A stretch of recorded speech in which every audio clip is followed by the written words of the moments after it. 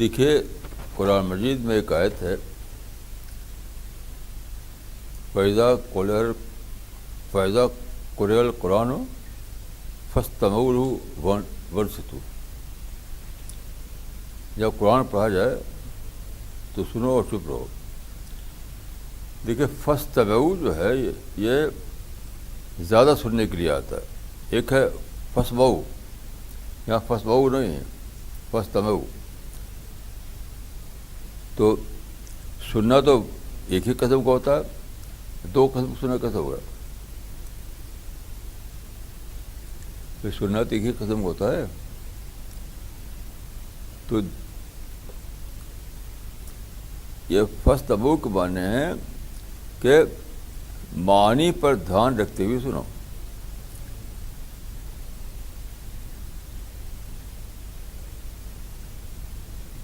خوب سنو کے معنی ہے یعنی کہ سننے پر زیادہ زور دو، معنی پر دھیان رکھتے ہوئے سنو. لعلکم ترحمون اس کے بعد ہے. اس کے بعد ہے کہ تم پر اللہ کی رحمت آئے گی. تو رحمت صرف اس پہ آ سکتی ہے کہ خوب کان لگا کر سنیں. رحمت آئے گی جب اس کے معنی کو سمجھیں، اس سے اپنے لیے راہ عمل دریافت کریں. خوب سننے کا کوئی مطلب نہیں کہ اس سے رحمت آ جائے آپ کو. خوب سننے کا مطلب یہ کہ خوب سنیں گے تو معنی کی دریافت ہوگی تو آپ کو رہنمائی ملے گی. اس رہنمائی پہ آپ چلیں گے تو اللہ کی بلیسنگ آپ کو حاصل ہوگی. یہ مطلب ہے. تو آج کی جو آیت تلاوت کی گئی اس میں ایک مثال تھی اس کی. یہ جب اس وقت الفتح تھی، سورہ الفتح کی کچھ آیتیں پڑھی گئی. تو اس میں ایک آیت یہ تھی کہ اس کے بارے میں آپ جانتے ہیں کہ رسول اللہ صلی اللہ علیہ وسلم نے مکے میں مدینے میں خواب دیکھا کہ آپ اپنے اصحاب کے ساتھ عمرہ کر رہے ہیں. تو خواب، نبی کا جو خواب ہوتا ہے وہ سچا ہوتا ہے. اس خواب کی بنیاد پر آپ نے بتایا صحابہ کو کہ ہم ایسا خواب آیا تو لوگوں سے کہ واقعی عمرہ ہوگا. اگر چلے تو مکہ کے قریب مقام تھا حدیبیہ، وہاں انہوں نے روکا وہاں سے واپس چلے گئے. تو صحابہ اگر آج کے مسلمان جیسے ہوتے تو کہتے کہ ہمیں تو آپ کے رسول پر شک ہے. آپ نے کہا تھا کہ ہم کو بشارت ملی ہے اور آپ بیچ سے لوٹ رہے ہیں. یہ بھی وہی ہے جو میں نے عرض کہا. اللہ تعالیٰ نے یہ چاہا کہ ایک ایگزامپل سیٹ کرے، کیونکہ یہ دونوں واقعہ اللہ کی طرف سے ہوا، خواب بھی اور لوٹنا بھی. تو اللہ کو پتہ تھا کہ یہ خواب پورا نہیں ہوگا تو کیوں دکھائے؟ کیا آپ سمجھتے ہیں کہ عالم الغیب نہیں اللہ تعالیٰ؟ جب رسول اللہ کو خواب دکھائے گا اسی وقت اللہ کو پتہ تھا کہ یہ خواب جو ہے تشریح تکمیل رہ جائے گا، حدیبیہ سے لوٹنا پڑے گا. پھر بھی خواب دکھایا. یہ اسی کا نام سوچنا، کہ اللہ تعالیٰ تو عالم الغیب ہے، پھر کیوں ایسا خواب دکھائے کیوں؟ یہ بھی ایک ایگزامپل سیٹ کرنا تھا. وہ کیا؟ آپ ایک صحیح کام کے لیے اقدام کرتے ہیں. تو آج کل مزاج کیا ہے کہ ہر جگہ بعد آباد ماں کشتی درا بندہ آختے ہیں. اب تو جو ہوگا ہم تو اقدام کریں گے. مرتے ہیں تو مرے، گولی چلتی ہے چلیں، بجائے منزل پہنچے قبرستان میں پہنچ جائیں تو پہنچتے رہیں. یہ مزاج ہے آج کل. اس میں کیا اللہ تعالیٰ نے سیٹ کیا ایگزامپل کہ اگر تم درمیان میں دیکھو تمہارے اقدام جو ہے نتیجہ خیز ہونے والا نہیں ہے تو لوٹ جاؤ، اگر دوسری بار منصوبہ بناؤ. ایک کتنی بڑی بات ہے کہ اللہ تعالیٰ عالم الغیب ہونے کے باوجود اللہ نے کو خواب دکھایا؟ عالم الغیب ہونے کے باوجود اللہ تعالیٰ نے خواب کیوں دکھایا؟ کیا آپ شک کر سکتے ہیں کہ اللہ کو پتہ نہیں تھا کہ لوٹنا پڑے گا؟ کوئی مسلمان شک کر سکتا ہے اس پر؟ اس معنی کہ اللہ تعالیٰ نے یہ جانتے ہوئے کہا تھا پیش آنے والا، تب بھی خواب دکھایا. کیوں؟ اللہ تعالیٰ کو ایک ایگزامپل سیٹ کرنا تھا کہ تم چاہے ایک اچھے کام کے لیے اقدام کرو. ظاہر کو عمرہ کے لیے جا رہے تھے، عمرہ تو ظاہر ایک مقدس کام ہے. ایک اچھے کام کے لیے ایک تم اقدام کرو اور درمیان میں رکاوٹیں پڑیں. یہ مت کرو کہ چلے جا رہے ہیں چاہے لوگ مار ڈالیں. درمیان میں اپنا بدلو، اپنا منصوبہ لوٹ جاؤ واپس، اور انتظار کرو دوسرے موقع کا. اس کے معنی کیا ہوئی ہے؟ فرسٹ چانس اگر قابل عمل نظر نہ آتا ہو تو جاؤ واپس دوسرے چانس کے لیے. اب دیکھیں، آپ دیکھیں جو اسلامی ملک ہیں، چاہے پاکستان ہو، چاہے عراق ہو، یا افغانستان ہو، یا مصر ہو، ہر جگہ یہ ہو رہا کہ ایک جو منصوبہ بناتے ہیں وہ منصوبہ جو ہے تباہ کن ثابت ہوتا ہے. تو کیا کرتے ہیں؟ امریکہ نے گڑبڑ کر دیا. یہ نہیں کوئی سوچتا کہ پہلا منصوبہ جب نہیں کام ہوا تو واپس چلو. بس ایک بہت ہی ملا ہوا لفظ ہے کہ امریکہ نے نہیں پورا ہونے دیا. ابھی جو مصر میں ہوا نا، تو میں نے ایک بہت بڑے یعنی ایک صاحب ہیں جو بہت بڑے اس کے یعنی فلسطین کے مسئلے کے بڑے زبردست وہ ایڈوکیٹ ہے. تو اسے پوچھا کہ کیوں ایسا ہو رہا ہے کہ آرمی مار رہی ہے اخوانیوں کو؟ یہ تو امریکہ کروا رہا ہے. ان کو یہ کہنا چاہیے کہ اللہ تعالیٰ نے ایگزامپل سیٹ کیا ہے، اس سے سبق لو، اب واپس چلو، اپنے منصوبے پر رسانی کرو. منصوبے رسانی کے معنی کیا ہے؟ کہ 37% ووٹ پر آپ کو اتفاقاً حکومت مل گئی تھی، تو نشانی کرو کہ 37% ووٹ پر کام نہیں چلا، اب پیچھے چلو اور تعداد بڑھاؤ تاکہ ہمیں 60% ووٹ ملے. پھر کوئی ہم کو کچھ نہیں کر سکے گا. اب جاتے کہ یہ سب لوگ عربی زبان جانتے ہیں، عربی زبان جانتے ہیں، اور یہ کہا جاتا ہے کہ نزل القرآن فی العرب قرئ فی مصر. کیا صاحب کیا مقولہ ہے؟ نزل القرآن بحجاز ہیں؟ وقرئ بمصر.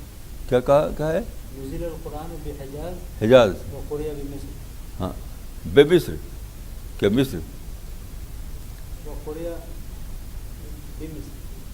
بھائی اس کا مطلب یہ ہے کہ قرآن اترا حجاز میں اور پڑھا گیا مصر میں، کیونکہ مصری لوگ بڑی قرتیں کرتے ہیں، کھینچتان کے قرت، سمجھتے ہیں کہ ہم پڑھ رہے ہیں قرآن، ہم قاری قرآن ہیں. یاد رکھیے قاری قرآن وہ ہے جو سمجھ کر پڑھے اور اس پر عمل کرے.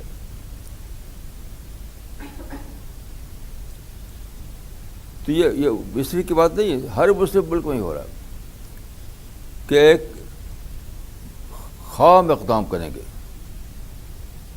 اور درمیان میں وہ چلے گئے نہیں، معلوم ہو چل نہیں تھا، تو کیا کرے گا؟ الزام دے گے کہیں ہندو کو، کہیں امریکہ کو، کہیں یہودی کو. یہ مانو کہ یہ خام اقدام چونکہ نتیجہ خیز ہونے والا نہیں تھا، ہم نے انڈر اسٹیمیٹ کیا معاملات کو، تو واپس لو.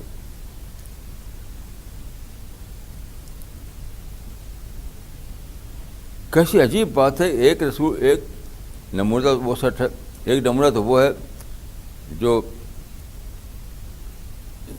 قائم ہوا ہو صحابہ سے، مثلا ایک نمونہ وہ جو قائم ہوا پیغمبروں سے مثلاً ایک نبوت جو خود اللہ تعالیٰ نے قائم کیا، اس کے معاملے میں سرکش ہے لوگ. اس کو بات پکڑی جو میں کہہ رہا ہوں. ایک نمونہ وہ ہے جو ہمارے اکابر نے قائم کیا ہو، ایک نمونہ وہ ہے جو صحابہ سے قائم ہوا ہو، ایک نمونہ جو پیغمبروں سے قائم ہوا ہو، ایک نمونہ وہ جو خود اللہ تعالیٰ نے قائم کیا ہو. تو کیا وہاں بھی آپ کو گنجائش رہتی کہ آپ اس کو نہ مانیں؟ میں جو بات کر رہا ہوں وہ دو چار کی تو صحیح ہے، کوئی اس کا انکار نہیں کر سکتا. جو انکار کرے وہ دھاندلی کرے گا، وہ دھاندلی کرے گا.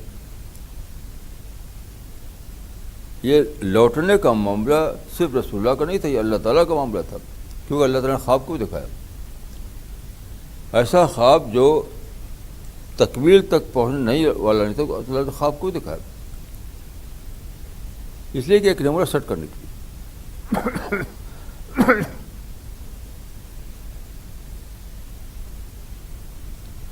یعنی غیر صحابہ سے نمونہ ہو تو آپ نہ مانے تو ایک وجہ ہو سکتی ہے، صحابہ سے ہو تو نہ مانے تو ایک وجہ ہو سکتی ہے، پیغمبر سے نہ مانے تب بھی کوئی تعویل شاید کر پائیں آپ. خود اللہ کی طرف سے ایک نمبر کام ہو تو اس کے لیے کیا تعویل ہے؟ یاد رکھیے یہ اللہ تعالی رحمت کا معاملہ ہے. رحمت کو آپ لوگ سمجھتے نہیں، ہمارے علماء بالکل نہیں سمجھتے کہ رحمت کیا ہے.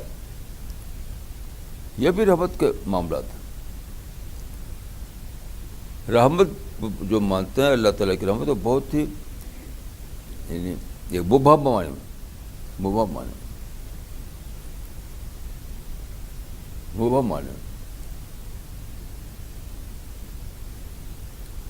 اللہ تعالیٰ کو یہ منظور ہے کہ انسان جنت کے راستے نہ بھٹکے، تو جنت کے راستے سے نہ بھٹکے اس کے لیے مثالیں قائم کی،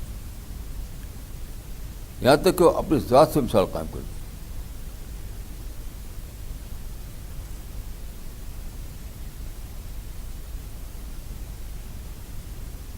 کہ بولنا ہو جاتا شک ہے آپ کو اس میں؟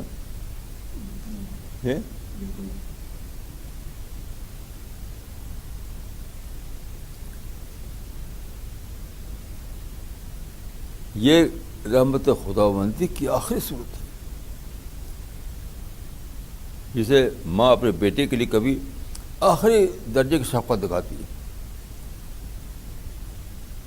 اپنے بیٹے کے لیے شفقت روز کرتی ہے ماں اپنے بیٹے کی روزانہ شفقت کرتی ہے، کبھی شفقت کا آخری معاملہ کرتی ہے. آخری معاملے کی مثال سمجھیے آپ. ایک کہا جاتا ہے کہ قاضی کے ہاں ایک بچے کا کیس آیا.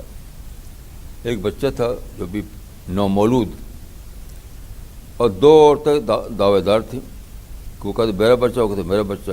کیونکہ ہوا یہ تھا کہ جب بچہ پیدا ہوا ہاسپٹل میں، تو ایک عورت جو ماں جس کے بچہ نہیں تھا اسے پیسہ دے دیا تھا کہ کوئی بچہ مجھے دے دینا. تو بیچاری ماں تو اس وقت بے ہوش تھی، کیا تھی، اس کا بچہ دے دیا دوسرے کو. وہ دعویدار ہو گئی کہ بچہ میرا ہے. اچھا ثبوت کچھ بھی نہیں تھا. تو معاملہ گیا قاضی کے ہاں. دونوں نے کہا کہ میرا بچہ ہے، وہ کہا میرا بچہ ہے. تو قاضی نے کہا کہ اچھا ٹھیک ہے، کیونکہ ہمارے پاس کوئی ثبوت نہیں ہے، دعوے دار دونوں ہیں، تو ایسا کرو کہ کاٹ دو، دو ٹکڑے کر کے آدھا ان کو دو آدھا ان کو دے دو. جانتے کیا ہوا اس کے بعد؟ ایک عورت رو پڑی، نہیں مت کرو اسی کو دے دو.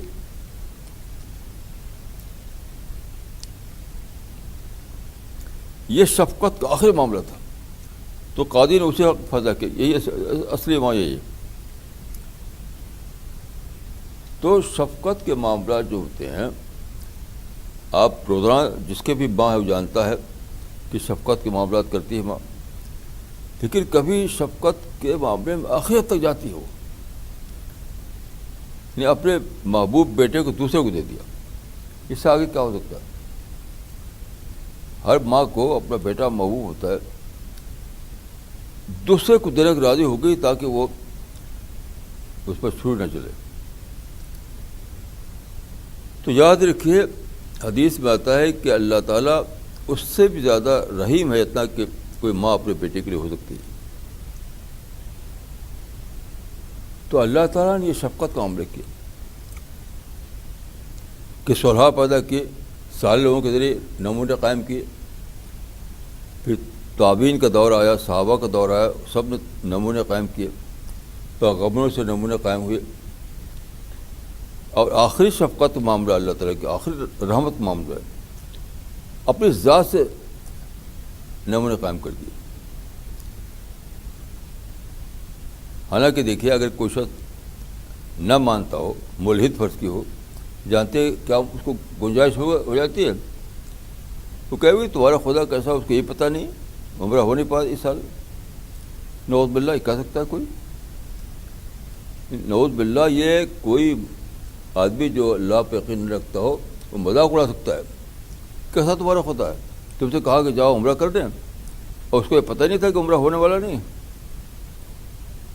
اس کا بھی اللہ تعالیٰ نے اپنے اس میں یعنی اس کا بھی لحاظ نہیں کیا اللہ تعالیٰ نے انسان کے ساتھ رحمت و شفقت کے لیے.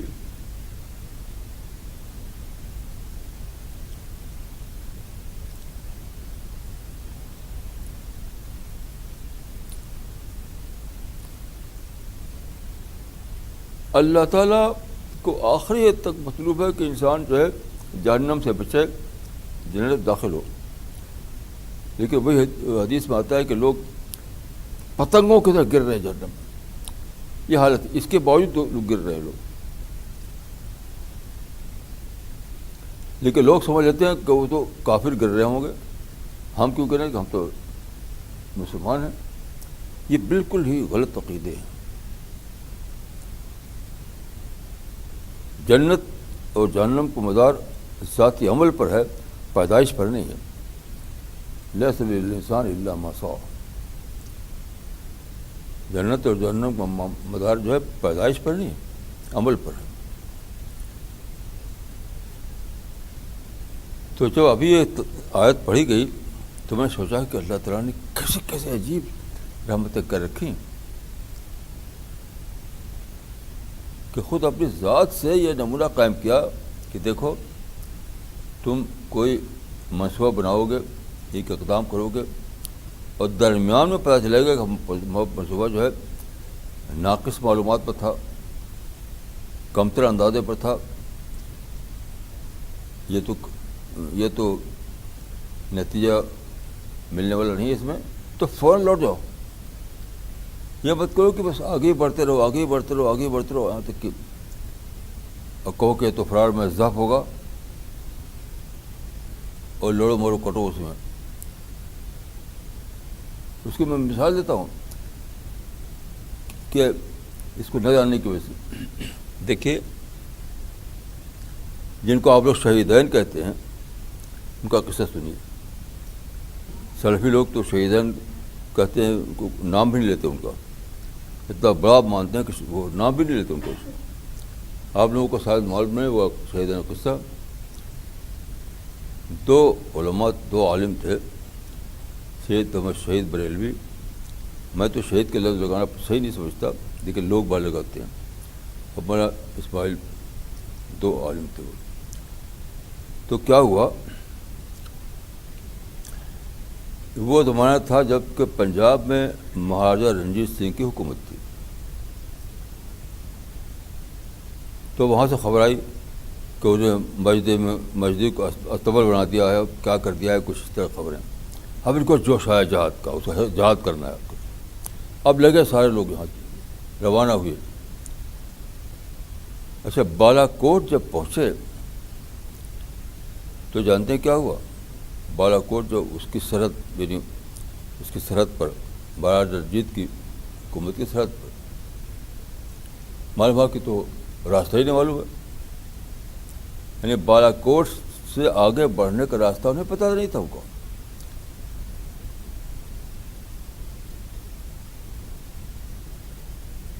تو پھر بھی آگے بڑھ رہے ہیں. اس سے بڑی بات یہ تھی کہ مہاراجا رنجیت سنگھ نے اس زمانے کے لحاظ سے توپ خانہ بنا رکھا تھا. یہ لوگوں کے پاس صرف تلوار تھی بس. توپ خانے کو بانے کہ دور سے آدمی مارے گولا اور سب لوگ بھول جائیں گے اسی میں. لیکن جب آگے بڑھ گئے ہیں تو ہاں آگے بڑھنا ہے. ایک کیسی عجیب بات ہے کہ اتنے قیمتی لوگ، مقدس لوگ جو دعوت کرتے تو ایک عالم کو الزام پھیلا دیتے. بالا کوٹ میں ایک آدمی شہید ہو گیا. یہ خام خواہ لوٹنا چاہیے تھا ان کو کہ بھائی ہم سمجھے نہیں کہ ہم راستہ یہاں پر صحیح نہیں ہے یا ہمارا رنجیت سنگھ کی طاقت زیادہ ہے. اندازہ نہیں تھا ہم کو. لوٹو واپس چلو. نہیں بس آگے بڑھنا ہے تو بڑھنا ہی ہے.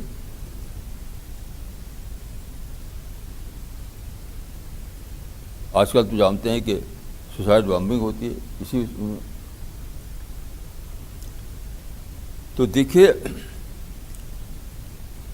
لوگ سمجھتے ہیں کہ صحیح مخارج کے ساتھ قرآن پڑھ دیا تو اجتماع ہو گیا ہو اور قرأت ہو گئی ہو. یہ سب بالکل خود ساختہ باتیں ہیں. قرآن کے معنی کو آپ دریافت کر پائیں تو وہ ہے قرآن کو پڑھنا.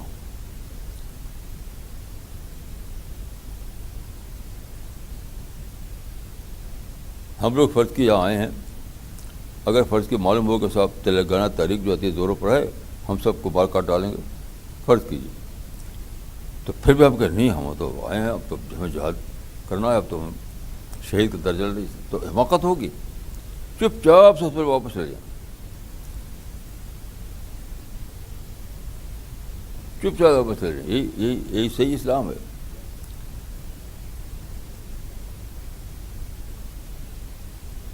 تو خلاصہ یہ ہے کہ سمجھ لیجیے اس بات کو کہ اللہ تعالیٰ کو ہرگز یہ مطلوب نہیں کہ آپ خام خواہ لڑیں مرے کٹیں. ہرگز نہیں.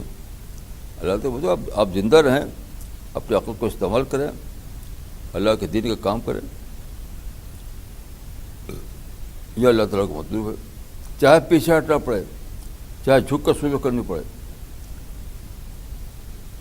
چاہے لفظ رسول اللہ کو کاغذ سے مٹا دینا پڑے، کچھ بھی کرنا پڑے، اپنی جان کو بچائیے. یہ سب واقعات ہو چکے ہیں. کعبہ میں بتوں کو برداشت کرنا پڑے، یعنی کعبہ میں بتوں کو برداشت کرنا پڑے، لفظ رسول اللہ کو کاغذ سے مٹانا پڑے اور ایک طرفہ طور پر ان کی شرطوں کو ماننا پڑے، درمیان سے واپس جانا پڑے. سب کر لو، سب کر لو، سب کر لو، سب ٹھیک ہے، لیکن خام خواہ جانا مت دو. کسا یہ سب باتیں آپ خطابت لگتی ہیں؟ یہ کسا یہ سب باتیں خطابت لگتے ہیں؟ وہ ہیں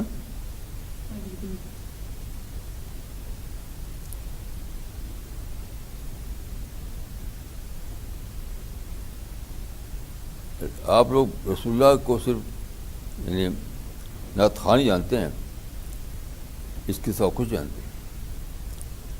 اور سنت رسول اللہ، سنت کے معنی کچھ چند چھوٹی چھوٹی جو جمع رکھا ہے، لمبی داڑھی اور ایسی کچھ اور چیزیں. یہ ثابت شدہ طور پر باتیں جو میں کہہ رہا ہوں وہ ثابت شدہ ہیں کہ رسول اللہ نے کعبہ میں بتوں کو برداشت کیا، کوئی توڑ پھوڑ نہیں کی، بت شکنی نہیں کی. رسول اللہ نے حدیبیہ کے موقع پر ان کی شرطوں کا طرفہ مان لیا. رسول اللہ نے کاغذ پہ لکھا ہوا لفظ رسول کے ساتھ یعنی محمد کے ساتھ رسول اللہ سے آپ نے رسول اللہ بٹا دیا، صرف محمد باقی رہ گیا، محمد بن عبداللہ. یہ بھی کیا، عمرہ کیے کہ بغیر لوٹ گئے. اور آخری حد کیا، آخری حد کہ مدینے میں یہود کے قبلہ کو اپنا قبلہ بنا لیا. اس سے آگے کوئی حد ہی نہیں ہو سکتی، کیونکہ بظاہر تو یہ تھا کہ وہ تو نمازی نہیں ہوگی. فقہی اعتبار دیکھا جائے تو جب آپ قبلہ بدل دیں گے تو نمازی نہیں ہوگی. کتنے صحیح 16 مہینے تک صاحب کتنے صحیح ہیں؟ 16 مہینے تک یہود کی قبلے کے، جن یہود کو آپ کہتے ہیں وہ یعنی پتہ نہیں کیا کہتے ہیں جی، ان کے قبلے کو اپنا قبلہ بنا لیا، 16 مہینے تک سپورٹ کیا. کیوں؟ اسلام میں یعنی مقصد کی اہمیت ہے، مرنے کی اہمیت نہیں ہے. اسلام میں مقصد کی اہمیت ہے، مرنے کی اہمیت نہیں ہے. مقصد کی خاطر پیچھے ہٹو یا کچھ بھی کرو، اپنی جان بچاؤ تاکہ اس مقصد کے لیے تم کام کر سکو. میں سمجھتا ہوں کہ اگر میں کہوں تو غلط نہیں ہوگا کہ اسلام کے مطابق سب سے بڑا اقدام پیچھے ہٹنا ہے، آگے بڑھنا نہیں ہے. سب سے بڑی بہادری پیچھے ہٹنا ہے، آگے بڑھنا نہیں. سب سے بڑی یعنی حکمت منصوبہ بندی پیچھے ہٹنا ہے، آگے بڑھنا نہیں. سب رسولہ پیچھے تو ہٹے، کعبہ میں جو بتوں کا مسئلہ نہیں چھڑا تھا پیچھے ہٹے، مکہ چھوڑ کے ہجرت کر لیا تو پیچھے ہٹے، مدینے پہنچ کر یہود کے قبلہ کا رخ قبلہ بنا لیا تو پیچھے ہٹے. رسول اللہ کی زندگی میں بڑھ کر اقدام کرو، مارو ان کو، یہ کوئی مثال ہی اس کی نہیں، ایک بھی مثال نہیں. جیسا کہ مسلمان آج بھی کرتے ہیں، تب پیچھے ہٹے کی مثالیں.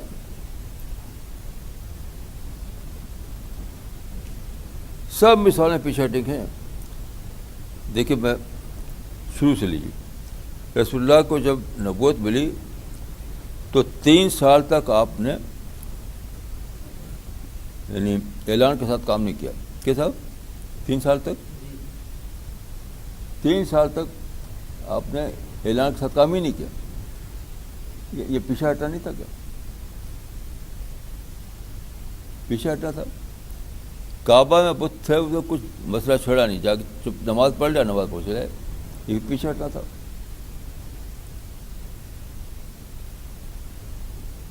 جب ان لوگوں نے جھگڑا چھڑا،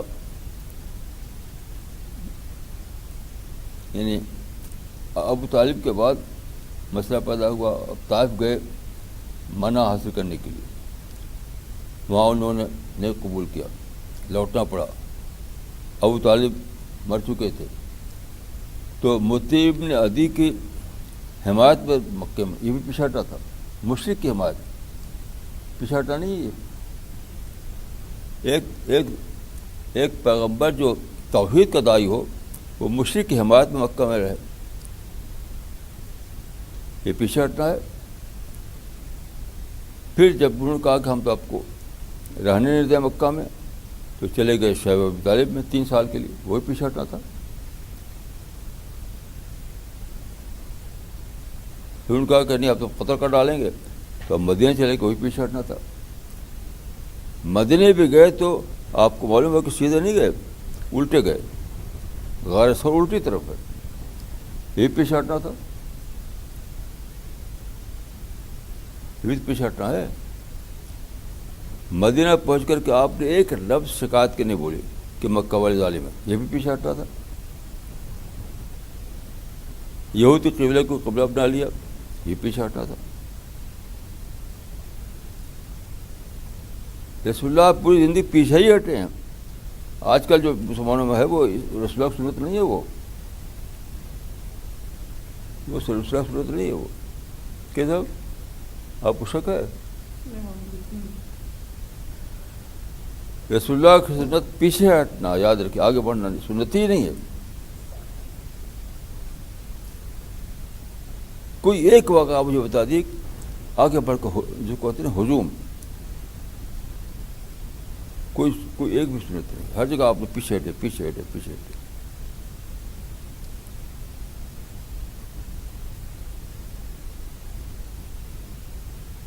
صرف ایک آدمی مجھے ملا جو اس راز کو جاننے والا، مسلمانوں میں تو ایک بھی نہیں.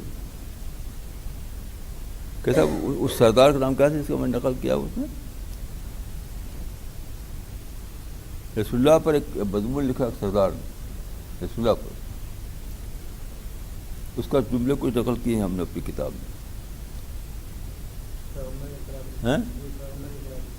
کتاب میں وہ آدمی رسول اللہ کے بارے میں کہا کہ تاریخ کے سب بڑے بیر رسول اللہ تھے. بیر مانے بہادر. بہت انوکھا مضمون ہے وہ. تاریخ کے سب سے بہادر رسول اللہ کو بتایا، اور یہی وجہ بتائی کہ وہ پیچھے ہٹ سکتے تھے. یہ بتائیے اس میں کیا ہے کہ پیچھے ہٹو پیچھے ہٹو پیچھے آتا کہ کیا ہو جائے تو کس کتاب میں یہ پیغام میں اس میں ہے کہ کار کہتے ہیں آگے بڑھو، بیر کہتے ہیں کہ پیچھے ہٹو. کار مانے بزدل. سادیہ سن رہے ہو؟ اس میں ہے کہ کائر کہتے ہیں آگے بڑھو، بیر کہتے ہیں کہ پیچھے ہٹو. یعنی بزدل کہتے ہیں آگے بڑھو، بہادر کہتے ہیں پیچھے ہٹو. رسول اللہ کی سیرت کا مطالعہ کر کے اسے پڑھا کہ عجیب و غریب انسان تھا. یعنی پیچھے ہٹنے میں اس نے کامیاب کرا دریافت کیا.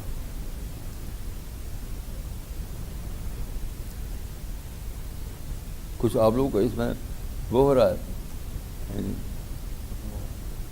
شک ہو رہا ہے، شک ہو رہا ہے کہ اب تک تو اپنے فلاح سمجھتے تھے کہ تاریخ خزائے بہادر یہ کہنے کے پیچھے ہٹنے والے. کیسا آپ لوگ یہی سمجھتے ہیں کہ تاریخ خزائے بہادر یہ آدمی تو پیچھے ہٹنا بتا رہا ہے. لیکن میں آپ کو تاریخی واقعات کا حوالہ دے رہا ہوں جس کا کوئی انکار نہیں کر سکتا. میں کبھی بھی بیانیہ تقریر نہیں کرتا، میں حوالے تحقیق کا حوالے دیتا ہوں.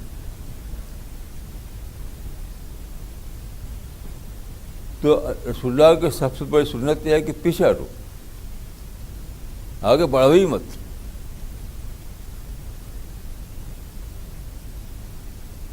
آگے بڑھو ہی مت، پیچھے ہٹو پیچھے ہٹو پیچھے ہٹو.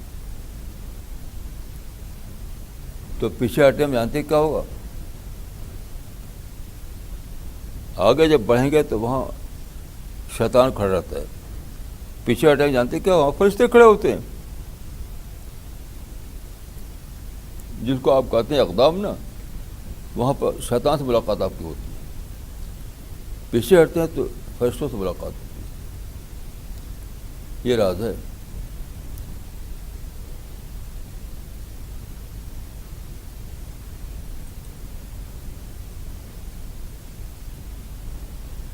یعنی فرشتوں کی یہ مثال بھی قرآن میں ہوتی ہے. اللہ تعالیٰ نے کہا کہ جھک جاؤ تو فرشتوں نے اختلاف کیا تھا، پھر بھی پیچھے ہٹ گئے. وہ جھک گئے وہ، یعنی اختلاف تو کیا تھا نا، لیکن آخر پھر پیچھے ہٹ گئے. اور شیطان پیچھے نہیں ہٹا، وہ آگے بڑھتا رہا. تو آگے بڑھنا شیطان کی سنت ہے، پیچھے ہٹنا فرشتوں کی سنت ہے.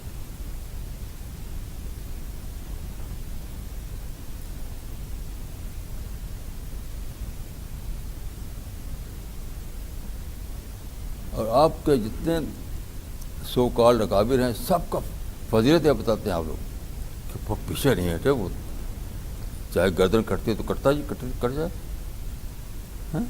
یہ آپ لوگ لکھ رکھے ہیں اپنی کتابوں میں.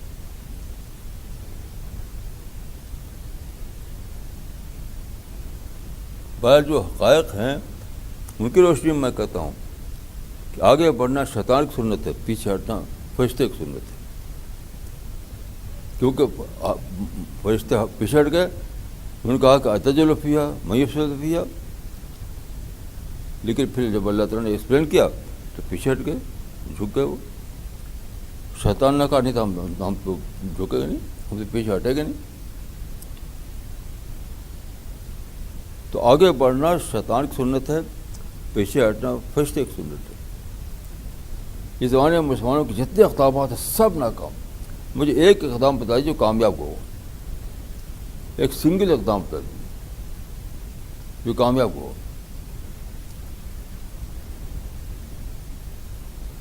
وہ سارے علماء شریک ہیں اقدامات. یعنی انڈیا سے لے کر عرب تک جتنے اقدامات کیے ہیں ہمارے مسلم رہنماؤں نے یا علماء نے، سب کے سب ون ٹو ون ناکام کیونکہ وہ مبنی اقدام تھے، مبنی پسپائی نہیں تھے. حکمت پسپائی نہیں جانتے تھے وہ لوگ، وہ صرف اقدام کو جانتے تھے، حکمت پسپائی سے بےخبر تھے.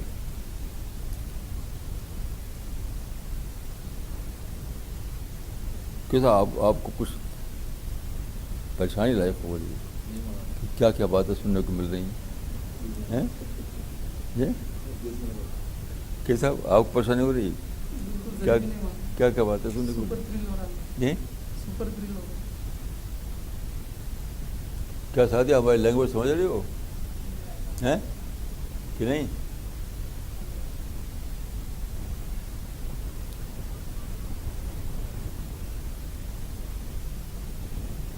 دیکھیے ہم خواتین کی جماعت مشن میں لگی ہوئی ہیں نا، ان کا بہت زیادہ وہ کرتے ہیں. ہمارا مشن خواتین پہ کھڑا ہوا ہے. آپ لوگ نمبر 2 پر ہیں، خواتین نمبر 1 پر ہیں. اس کو سن کر پریشانی نہیں ہو جائے گی آپ کو؟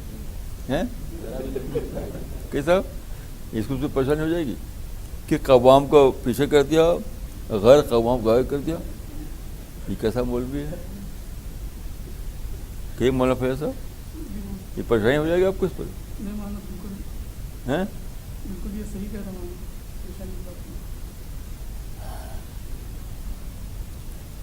بہرحال دیکھیے یہ سب باتیں جو ہیں آپ لوگ جو کو اللہ نے توفیق دی ہے، اس کے بعد کوئی گروپ بننے والا نہیں، یاد رکھیے. اس کے بعد جو آنے کی قیامت آئے گی، اب کوئی اور گروپ بننے والا نہیں ہے، یہ فائنل گروپ ہے. تو آپ لوگوں کو بہت زیادہ یہ سب باتیں اس لیے میں کہہ رہا ہوں کہ آپ کے دماغ کی گرہیں کھلیں. یہ بات اسی لیے کر رہا ہوں کہ آپ کے دماغ کی گرہیں کھلیں، باتوں کو آپ لوگ سمجھیں.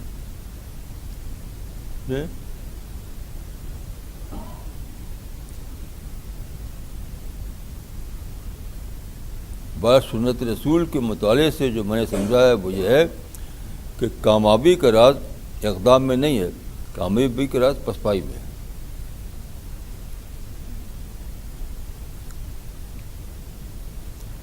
کیونکہ جو اقدام جو کرتے ہیں نا، حقیقت میں یہ انا ہوتا ہی. اقدام کو خوبصورت بناتے ہیں لیکن حقیقت وہ انا ہوتی ہے. جہاں انا ہو وہاں شیطان ہوتا ہے. اچھا پسپائی میں تواضع ہے، جہاں تواضع ہے وہاں فرشتے ہیں.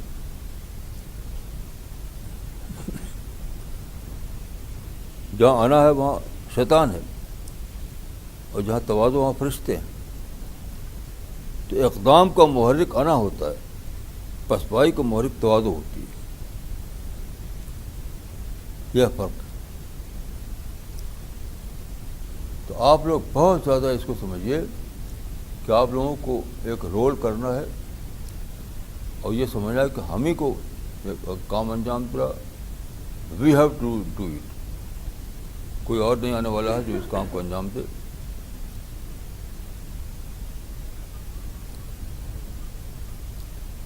تو اپنے رول کو سمجھیے.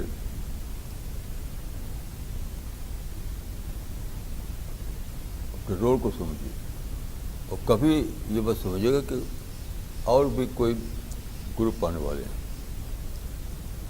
مولانا فیاض صاحب میری ملاقات ہوئی تو پہلی بار میں نے کہا تھا، کیا کہا تھا یاد ہے آپ کو؟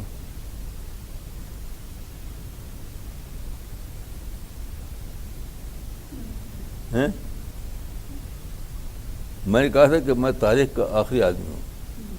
نہیں یاد ہے؟ ہاں. تو آپ سب لوگ بھی تاریخ کے آخری گروپ ہیں. یہ میں سمجھیے کہ ابھی 2 تیسرے اور چوتھے آئیں گے، کچھ نہیں ہونے والا. دنیا اتنی زیادہ بگڑ چکی ہے، اتنی زیادہ یعنی اتنی زیادہ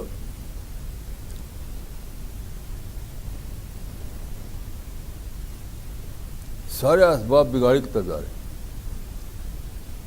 صلاح کی طرف کوئی سبب نہیں جا رہا. آپ لوگ جو اس مشن میں لگ گئے یہ آپ سمجھتے ہیں کہ سادہ بات ہے، یہ بھی معجزہ ہے. آپ بے یوں سوچیے، آپ کے جتنے ساتھی ہیں وہ کیا کر رہے ہیں؟ پیسہ کما رہے ہیں. آپ ہی لوگوں کے جو ساتھی ہیں، آپ ہی لوگوں کے فیملی کے جو لوگ ہیں، وہ کہاں دوڑ لگا رہے ہیں؟ پیسے کی دوڑ لگا رہے ہیں. آپ خود سوچیے، آپ لوگ، آپ کے دوست، آپ کے خاندان والے، آپ کو جاننے والے سب پیسے کی دوڑ لگا رہے ہیں. تو اللہ تعالیٰ نے آپ کو توفیق دی کہ آپ مشن کی طرف دوڑیں، دعوت کی طرف دوڑیں. تو یہ اللہ کی بہت ہی خصوصی مدد ہے، بہت ہی خصوصی مدد.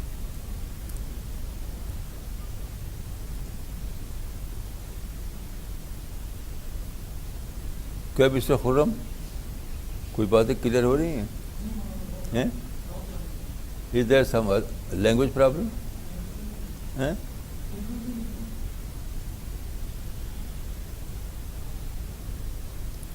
ٹھیک ہے، دعا کیجیے اللہ تعالیٰ سے کہ ہم لوگوں کو اللہ تعالیٰ قبول فرمائے،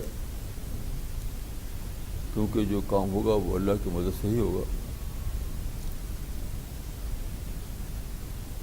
اور یہ مشن جو ہے دعاؤں پر چلے گا، دعاؤں پر، اور کسی چیز پر نہیں. تو آپ لوگ خوب دعائیں کیجیے اور خوب اپنی انا کو کچل کے ختم کر دیجیے.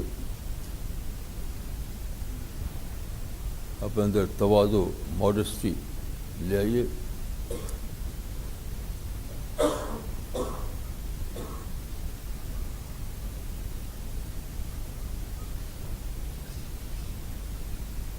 دیکھیے، یعنی اہل ایمان کے 3 درجے ہیں، 3: صالح، متقی، محسن.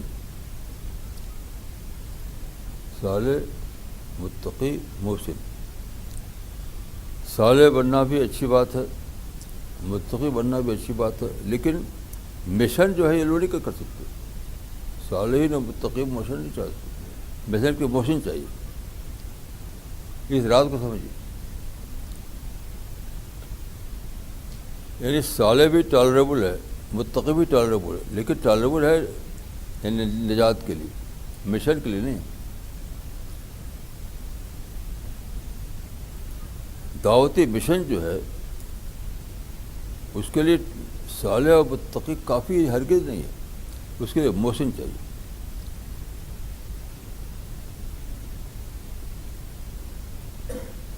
تو آپ لوگوں کو محسن کے درجے میں مومن بننا ہے، تب آپ دعوت کام کر پائیں گے.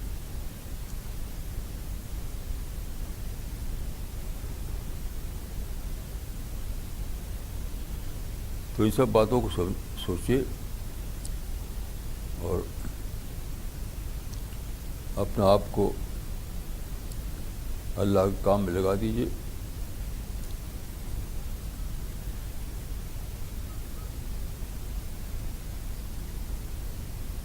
اور مجھے یقین ہے کہ جب آپ